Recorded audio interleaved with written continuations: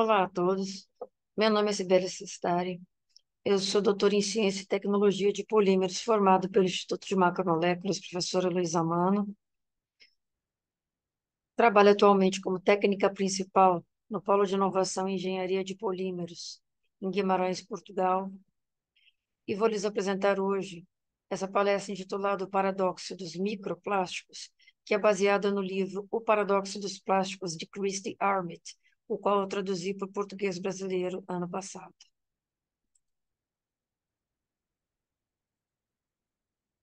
Primeiramente, vamos falar do plástico como material. Os plásticos são polímeros, tá?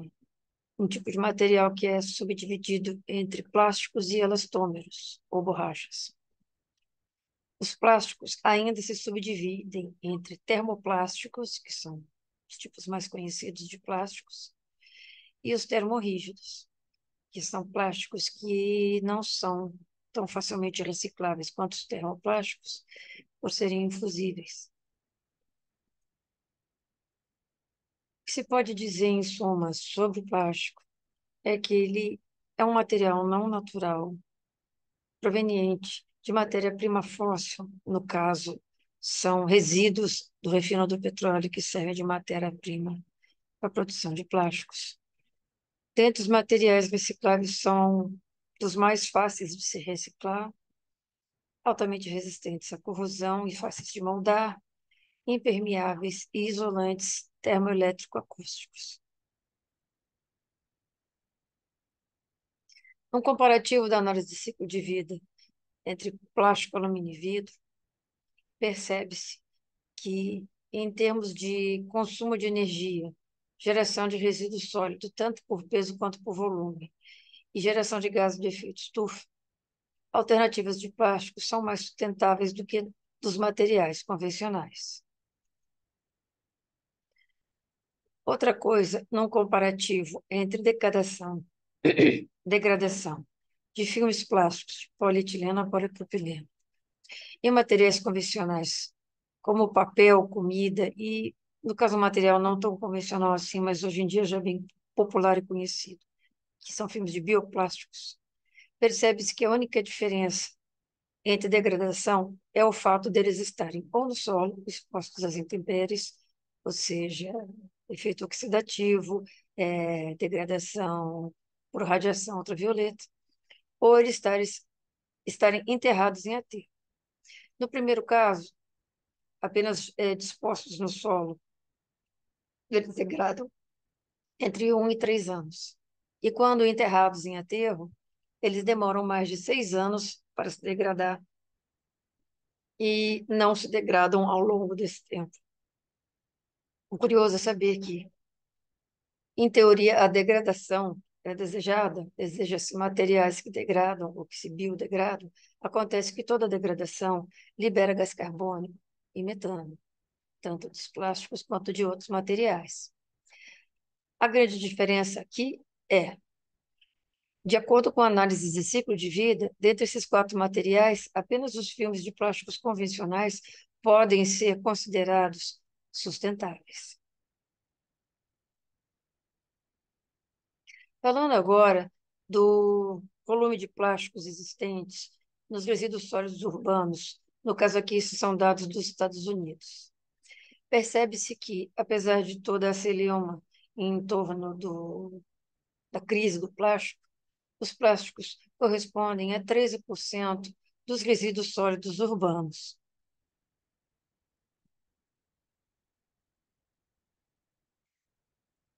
Entretanto, quando se compara a questão do resíduo sólido urbano em relação ao todo do lixo que é produzido no planeta, percebemos que os resíduos sólidos urbanos correspondem apenas a 3% de todo o lixo que geramos. Os outros 97% são provenientes da indústria. Então, enquadrando esses 13% nesse contexto global de todo o lixo que existe, os plásticos representam apenas 0,3% dos resíduos que criamos. Portanto, estamos falando de uma crise legítima ou não? Apenas a título de ilustração, percebe-se que, se nós temos um problema com algum material, é com cerâmicas e predominantemente com concreto, que responde por 84% de todo o lixo existente, de todos os resíduos existentes. Os polímeros, de uma forma geral, somando resíduos de sólidos urbanos com resíduos poliméricos industriais, ainda assim correspondem apenas a 1% de todos os resíduos que existem. Então, num comparativo entre mitos e verdades sobre plásticos, podemos elencar aqui que existe a crença, existe o mito de que os materiais convencionais, papel, vidro, algodão e metal, são mais sustentáveis do que o plástico, de que os plásticos são o nosso grande problema de geração de resíduos, que eles são os grandes responsáveis pela poluição no planeta. Existe esse mito específico em torno de microplásticos, dizendo que eles são tóxicos ou liberam toxinas e de que o plástico dura para sempre.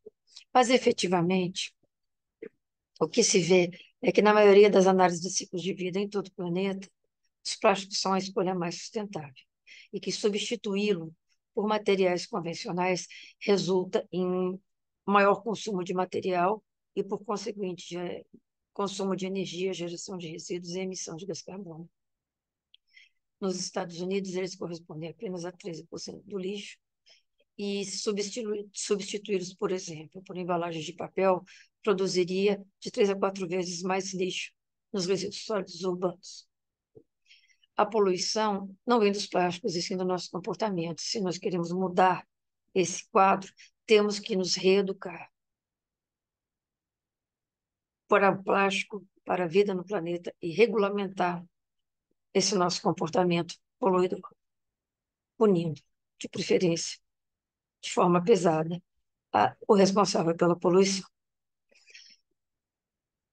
Uma das verdades também é que não existe evidência de que os microplásticos sejam realmente tóxicos. E, na verdade, há estudos comprovando que eles ajudam a proteger a vida nos oceanos. E, opostamente, é indestrutível quando expostos às intempéries, os plásticos se degradam em alguns anos, a menos que sejam fortemente estabilizados. Como, por exemplo, as formulações de plásticos criadas para existir ao ar livre.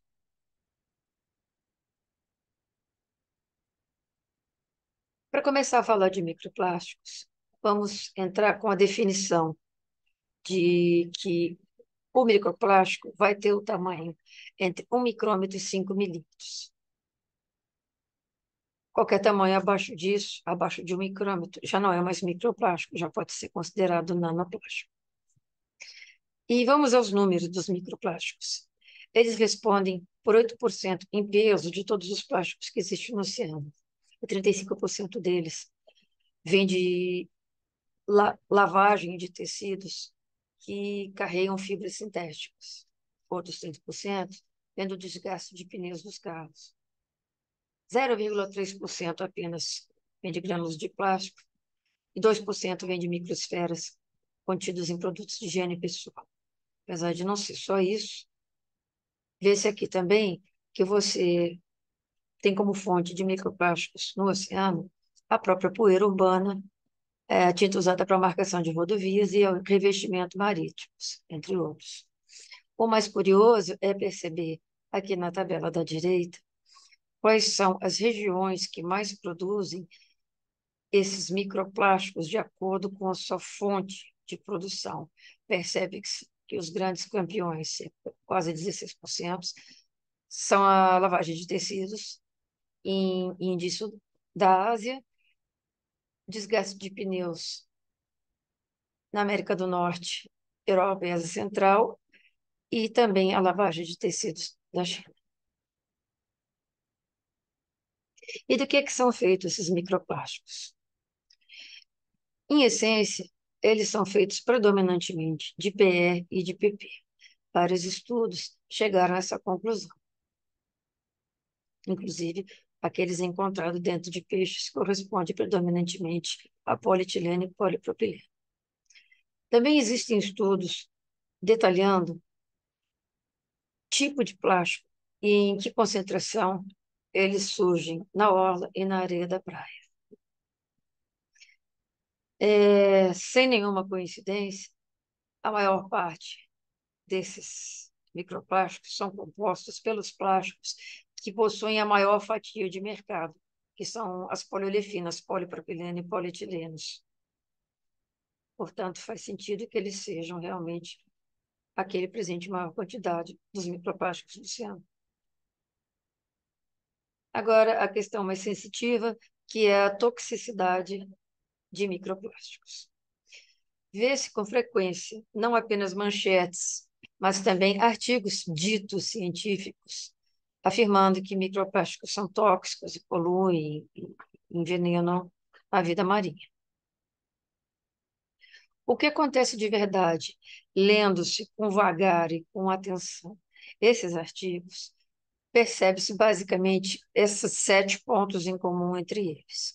Eles usam mais quantidade de plástico do que aquilo que realmente existe presente no oceano, maior quantidade de microplásticos. Os estudos são feitos usando o tipo errado de plástico, no sentido de que não é o PP e o PE que a gente viu, eles usam outros tipos de plástico. Usam tamanho de partícula errada, fazem experimentos de controle errados ou não fazem experimentos de controle, já criam um experimento no intuito de provar efeitos tóxicos que, na verdade, não existem no oceano. Em algumas situações, fazem os peixes passar fome e, topo de linha, falsificam resultados em seus artigos.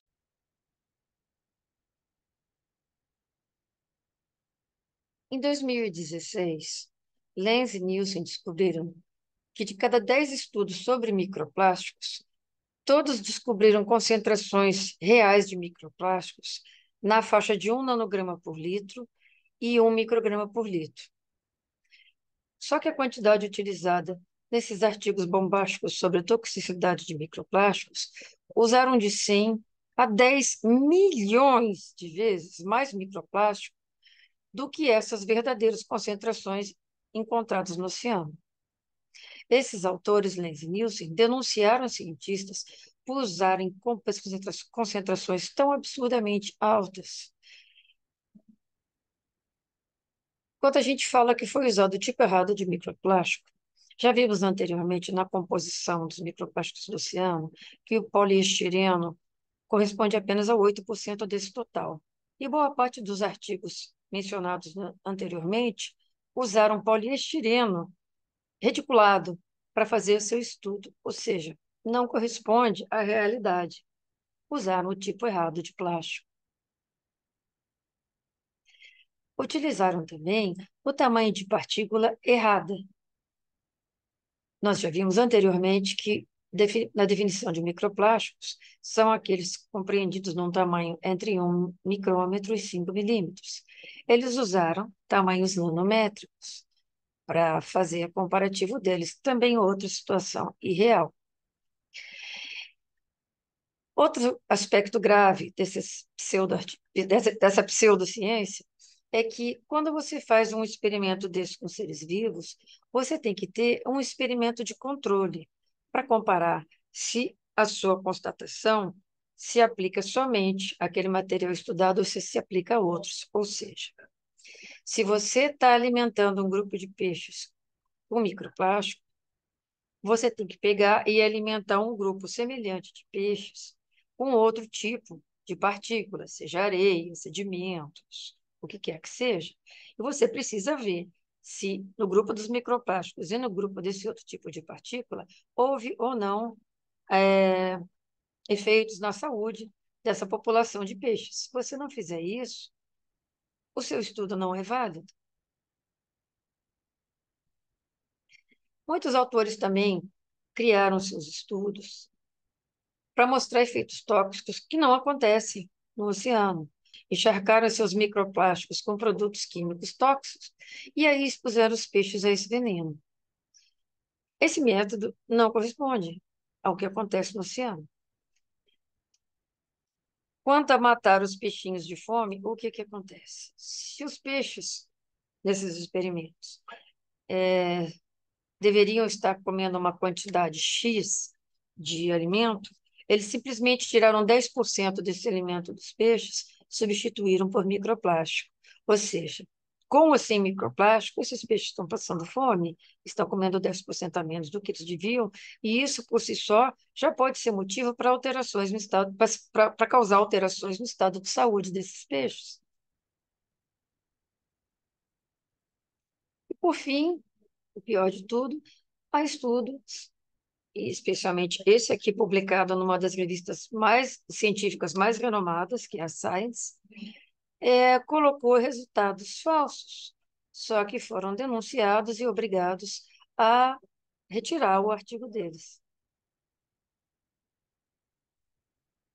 Vamos falar então sobre a segurança desse tipo de microplástico, que é o presente em maior quantidade, que são o polietileno e polipropileno, as poliolefinas.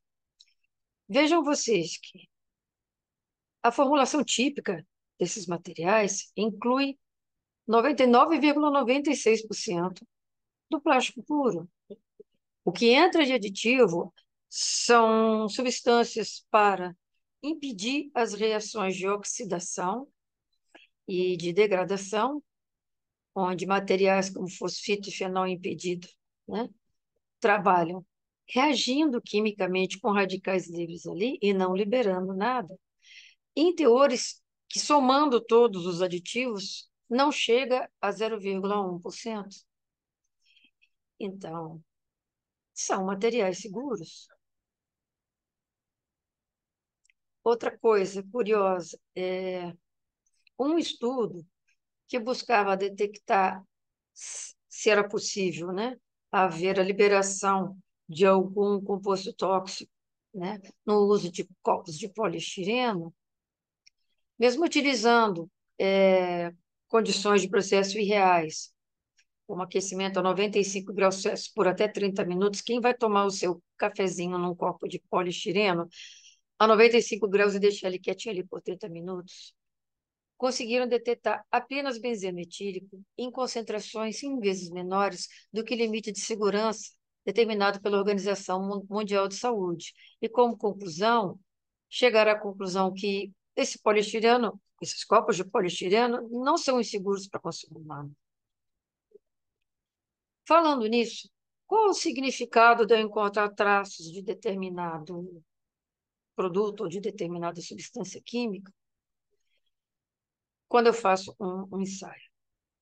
Mesmo num simples e inofensivo repolho, se você olhar bem de perto e buscar por traços na composição química dele, você vai encontrar substâncias cancerígenas e mutagênicas. A questão é em que concentração essas substâncias se encontram no repolho e quanto de repolho a pessoa média tem que comer por dia para poder correr risco de contrair câncer ou alguma mutação em consequência do consumo de repolho.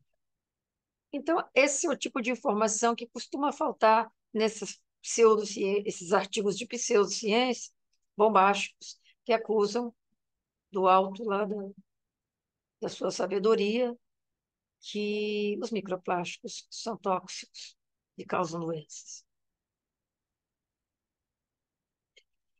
O que eu estou falando, então? Que só existe artigo ruim sobre microplásticos? Não, eu falo que existe ciência bem feita e ciência mal feita.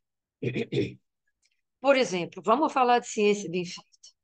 Esse artigo de Beck, num estudo sobre bioabsorção de minhocas, descobriu que a presença de microplástico em sedimentos reduz a biodisponibilidade e transferência de compostos orgânicos halogenados para seres como as minhocas. E que, quando acontece alguma transferência de poluentes por ingestão de partícula para esses organismos, vai ser maciçamente por partículas de material natural e não por microplásticos. Também concluíram que a transferência de poluentes orgânicos para organismos aquáticos via microplásticos é pequena em comparação a outras vias de exposição. E concluíram que os microplásticos efetivamente absorvem venenos e protegem as minhocas de substâncias tóxicas. E vejam só A fração de microplásticos ingeridos por minhocas é insignificante. Nesse outro artigo, estudando microplásticos em água potável, descobriu-se que os seres humanos têm ingerido microplásticos há décadas sem nenhuma comprovação de efeitos adversos à saúde, e que o tratamento de água potável existente é eficaz na remoção de partículas, isso inclui os microplásticos, e que a margem substancial entre uma exposição teórica a um determinado número de contaminantes químicos detectados em microplásticos através da água potável e o nível no qual se observou algum efeito adverso, seja ele limitado ou inexistente, nos leva a concluir que a preocupação para com produtos químicos, né, associados a microplásticos que possam afetar a saúde é baixa. Por fim, esse meu último exemplo de boa ciência mostra um artigo estudando o efeito do microplástico em relação às toxinas presentes no oceano e seu efeito nos peixes. Geralmente, quando se associa alguma toxina sendo liberada por microplástico, fala-se dos PCBs e de metais pesados. Acontece que a origem desses PCBs e desses metais pesados é a descarga intencional de efluentes industriais não tratados nos cursos d'água, que, por sua vez, vão dar no oceano. E esse estudo descobriu que, efetivamente, os microplásticos acabam por reter as toxinas dentro de si. E quando são ingeridos pelos peixes, se por acaso esse peixe tiver com alguma substância tóxica sendo ingerida junto com o microplástico acaba puxando para si, absorvendo e aprisionando essas toxinas, protegendo a vida marinha. Como conclusão, para encerrar, aprendemos que a análise de ciclo de vida efetivamente é a melhor ferramenta para determinar o que é sustentável ou não, porque se baseia em fundamentos como consumo de energia, requisitos de transporte, poluição, gás carbônico e resíduos produzidos. Que o plástico efetivamente é a opção mais ecológica e que é mais sustentável do que materiais convencionais na maioria dos casos. Uma das poucas exceções acontece numa análise de ciclo de vida, comparando plástico com madeira. Em alguns casos, a madeira é mais sustentável que o plástico. Aprendemos também que mudar de plástico para materiais convencionais é extremamente danoso para o meio ambiente, pois aumenta as emissões de gás carbônico, a geração de resíduos e poluição. Também aprendemos que nossas opiniões muitas vezes são formadas em consequência de uma enxurrada de boatos online e de mentiras disseminadas na grande mídia. E, efetivamente, um futuro melhor para nós e para nossos filhos será decorrência de escolhas sábias que façamos agora, baseadas em fatos e não em mentiras. Também aprendemos que os plásticos, na verdade, correspondem a 0,3% do total de resíduos que existem. Portanto, se existe uma crise de algum material na face da Terra, essa é a crise do concreto. Também aprendemos que eliminar o plástico vai gerar maior volume de material no resíduo sólido urbano, que papel e papelão geram muito mais lixo do que plástico, e que, de uma forma geral, o plástico reduz drasticamente a produção geral de resíduos. Infelizmente, o público em geral está exigindo mudanças baseadas em mentiras divulgadas online e na mídia, que vão prejudicar o meio ambiente, no final das contas. Sobre os microplásticos especificamente, descobrimos que eles são majoritariamente compostos por poliolifinas atóxicas e que eles são seguros e capazes de capturar produtos químicos tóxicos no oceano e protegendo a vida marinha. Vemos que vários estudos indicando problemas sérios com microplásticos são ciência mal feita, inválidos e sem sentido. Uma coisa é certa, nunca que nenhum plástico devia estar nem no oceano, nem em nenhum outro lugar na natureza. Então, se a gente quer diminuir a quantidade de microplásticos no oceano, devemos parar de jogar plástico nos cursos d'água. Encerrando aqui, eu gostaria de citar essa frase de Christina Sommers, na qual ela diz: seja um pouco cético e não se deixe levar por uma causa antes de verificar os fatos. Se você tiver boas informações e energia moral, isso é progresso moral. Se você tiver informações equivocadas e fervor moral, isso é fanatismo. E a história é uma longa lição sobre os perigos de se combinar desinformação e fervor moral.